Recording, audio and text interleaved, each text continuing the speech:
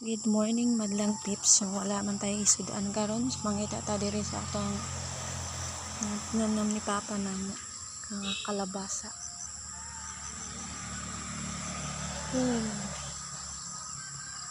Yes. Sige ara.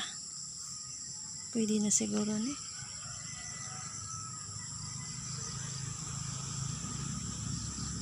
Na, ikaw naman mananap di ay. Nagkaon na maragi tuhak naman manok siguro. So ato na yung kuanon ipoon. O di ara napunggak na nato ang kalabasa. So ato na siyang adobohon pangsudan. Yay! Punggak ng kalabasa is gihugasan ni naho siyang tubig. Nya karon ato na siyang slice.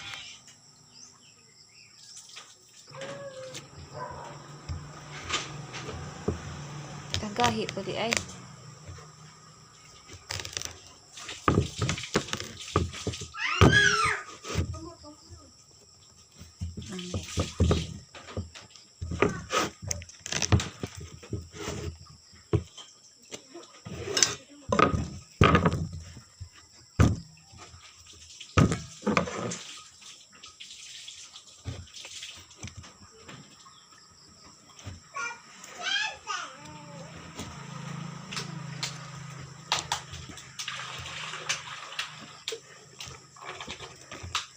Ayan.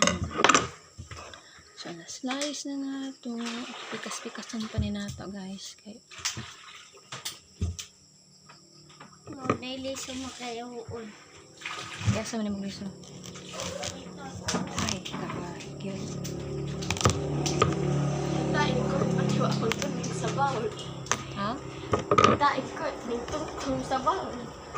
Yan naman. Wala na yan. Tanong pag... Ay.